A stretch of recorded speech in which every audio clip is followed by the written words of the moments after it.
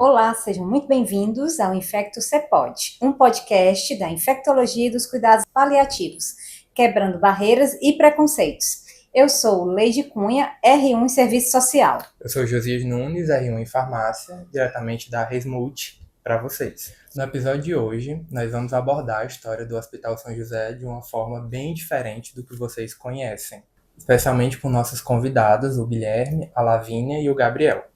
Já conhecemos nossos convidados e agora vamos conhecer um pouco do São José. Nós vamos abordar temas sobre a história do hospital, como é seu funcionamento, perfil desses pacientes e como eles chegam nesse serviço. Então já sabe, né? Se quiser adquirir bom conhecimento, desmistificar preconceitos e aprender muito, fica de olho na tela. Oi, gente! Hoje eu vou apresentar para vocês o Hospital São José. O Hospital São José de Doenças Infecciosas é reconhecido por seu potencial em enfrentar desafios, seja uma pandemia como a de Covid-19 ou no atendimento ao cuidado de pacientes com enfermidades marcadas por estigmas e preconceitos. O nome da instituição inicialmente era Hospital São José de Doenças Transmissíveis Agudas, e a primeira década foi marcada pela internação de pacientes portadores de doenças, como tétano, raiva humana, difteria, coqueluche, febre tifoide, meningite, tuberculose e hepatites virais. Após o aparecimento da AIDS, lá na década de 1980, o Hospital São José soube acolher os pacientes diagnosticados com a doença. Os primeiros usuários com a síndrome da imunodeficiência adquirida no São José foram atendidos em 1986, e desde então, esta é a patologia de maior prevalência no perfil atendido pelo equipamento da Rede César. Atualmente, a instituição é formada por mais de 1.000 funcionários, contando com diversos serviços, entre eles ambulatórios especializados, emergência 24 horas, unidade de terapia intensiva, programa de atendimento domiciliar, cuidados paliativos, imaginologia, laboratório, farmácia, agência transfusional, hospital dia, entre outros. Possui ainda 106 leitos divididos em 6 unidades. A unidade B, que tem 18 leitos, a unidade C, com 28 leitos, a unidade D e E, com 16 leitos cada uma, e a unidade F, que tem 20 leitos. Para além dessa, nós temos também a unidade de terapia intensiva, a UTI, com 8 leitos. E assim podemos perceber que o Hospital São José de Doenças Infecciosas viu o mundo se transformar e se atualizou junto. bom dia, boa tarde, boa noite. Agora, começamos nosso bate-papo com o Gabriel, R1 de enfermagem. Gabriel, fala um pouco para a gente como é o funcionamento do hospital, qual o perfil desses pacientes que são atendidos no São José, como eles chegam até o serviço? Olá, me chamo Gabriel. Boa tarde a todos. O Hospital São José de Doenças Infecciosas, ele há 55 anos ele presta serviço a um público em geral, né, um público que sofre vulnerabilidade social. Basicamente, são pessoas travestis, transexuais, população de rua, populações privadas de liberdade, e é um público que, de certo modo, sofre uma certa discriminação, né, e esse público vem no São José e é o público principal do mesmo. O São José também, dentro desses 55 anos, ele trata de diversas doenças infecciosas, como difteria, tétano, coqueluche, HIV, AIDS. Ele foi fundamental também na época do aparecimento do HIV, né, trazendo essas pessoas para o acolhimento, para o aconselhamento, e foi o primeiro hospital, inclusive, que começou o tratamento do HIV, que no caso foi o AZT. Por segundo, o Hospital São José, ele tem uma metodologia diferente em relação aos outros hospitais em questão de encaminhamento. Ele tem um encaminhamento médico, né, e tem um por regulação, tá? E o Hospital São José, ele também tem ele é, de um modo geral, ele é porta fechada, entretanto, ele tem algumas situações que ele é porta aberta.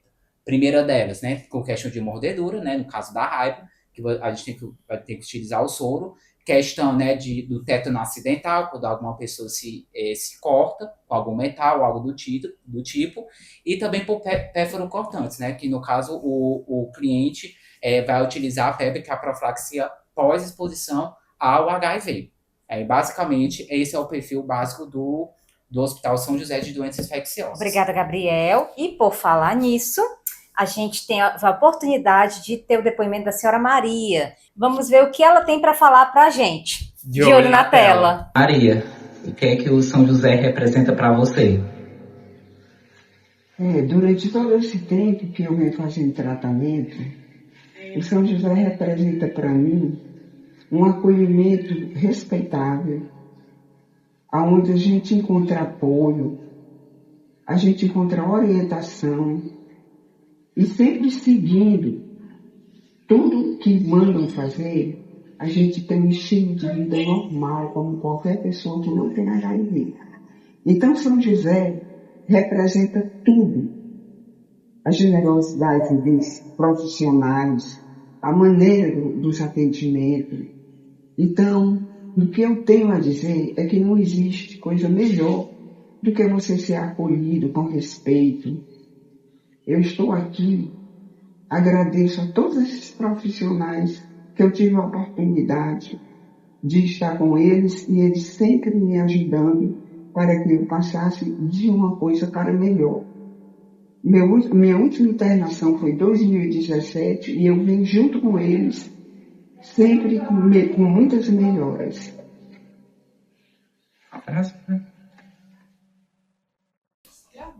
Agora a gente vai ter a oportunidade de falar um pouco com a Lavínia. A Lavínia é psicóloga R1 em infectologia. Lavínia, conta pra gente como é a rede de apoio, a rede de atendimento que o paciente recebe aqui no São José. Olá, Josias e Leide, muito obrigada pelo convite. Para falar um pouquinho dessa rede de apoio que o paciente recebe, eu vou falar tanto aqui dentro do hospital, como também depois que ele sai daqui, da hospitalização. Aqui dentro do hospital, o paciente ele é assistido pela equipe multiprofissional, ou seja, né, tem enfermeiro, psicólogo, farmacêutico, fisioterapeuta, assistente social, tem também fonoaudiólogo, terapeuta ocupacional e um médico. E aí, toda essa equipe vai se articular, vai trocar saberes e, em alguns momentos, esse cuidado vai ter também um caráter interdisciplinar, que é para o cuidado ser de uma forma integral, né, aos pacientes. Como o Gabriel havia falado, aqui a gente tem pacientes com algumas singularidades. E essas singularidades, elas se voltam para as questões de vulnerabilidade social. Então, não é interessante a gente partir para um ponto em que o paciente seja um objeto numa esteira de produção, porque não é isso que ele é, né? Não é ali cada um apertar o seu parafuso, cada um fazer a sua parte, e no final a gente tem um paciente todo torto. Não é isso o cuidado multiprofissional com caráter, né, interdisciplinar. O caráter interdisciplinar e multiprofissional vai ter a questão da troca de saberes, que eu havia falado, e da articulação no cuidado, para o cuidado ser totalmente integral em todos os aspectos do paciente, né? Os aspectos biológicos, os psíquicos, os biopsicossocial, né, que a gente vai falar desse cuidado. E fora do hospital, que é quando o paciente sai daqui, porque aqui, como o Gabriel falou, a gente tem muitos pacientes vulnerabilizados.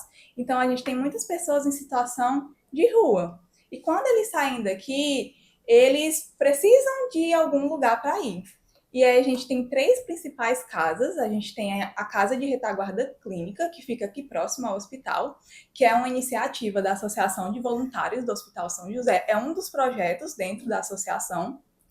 Eles ganharam o dinheiro para comprar essa casa em um projeto que beneficiava, né, iniciativas para pessoas em vulnerabilidade. E aí essa casa acolhe pessoas com HIV, com AIDS, e eles podem passar alguns dias lá, pernoitar, e aí tem toda uma equipe multiprofissional nessa casa também. Só que a equipe de lá, eles são voluntários, porque eles são pessoas que fazem parte da associação, mas que são profissionais. Então, tem toda a equipe multiprofissional mais voluntária. E a gente também tem a Casa Sol Nascente, que desde 2001 acolhe pessoas com HIV, adultos, inicialmente, e no ano de 2002 eles encararam o desafio de acolher também crianças. E, em terceiro lugar, a gente tem a Casa de Cuidados, que é da Rede César, né, que é da Secretaria de Saúde, e é uma casa que já existe há algum tempo e é um local onde o cuidado ele vai ser transitório, que vai ser para as pessoas se reabilitarem. Recentemente, no ano passado, a gente teve a inauguração de uma ala lá para pessoas com tuberculose. Então, antes as pessoas do São José não iam para lá, porque o grande público é o público com tuberculose. Então, era mais raro algumas pessoas irem. Atualmente, eles encaminham mais pacientes para lá, para essa ala específica. Muito obrigado, Lavínia. É muito interessante e muito reconfortante saber que esse atendimento humanizado não fica só no hospital, né? Que o cuidado continua com o paciente além dos muros do hospital. Bom, agora vamos saber o que o Guilherme, que é R1 em farmácia dos cuidados paliativos, tem para a gente. Guilherme, diante de toda essa gama de atendimentos e apoios, quais os desafios que o hospital e profissionais enfrentam nesse atendimento especializado? Bom, olá a todos, muito obrigado pelo convite. Eu acho que quando a gente pensa em desafios, a gente costuma olhar para o perfil desses pacientes. Como os meninos falaram, aqui no São José a gente tem pacientes de um perfil muito específico, digamos assim. A maioria desses pacientes eles estão em vulnerabilidade social. E isso acarreta com que ocorram problemas na adesão da farmacoterapia daqueles pacientes. O que acontece muito é que, por mais que a equipe tente ao máximo fazer o cuidado integral, todos juntos, quando o paciente ele sai do hospital e vai para a moradia dele, ocorrem N fatores que vão impedir que esse paciente tenha uma recuperação devida e uma adesão correta àquele tratamento. E outro ponto também que a gente conversa muito, que nós três estávamos conversando, é em relação à infraestrutura do hospital.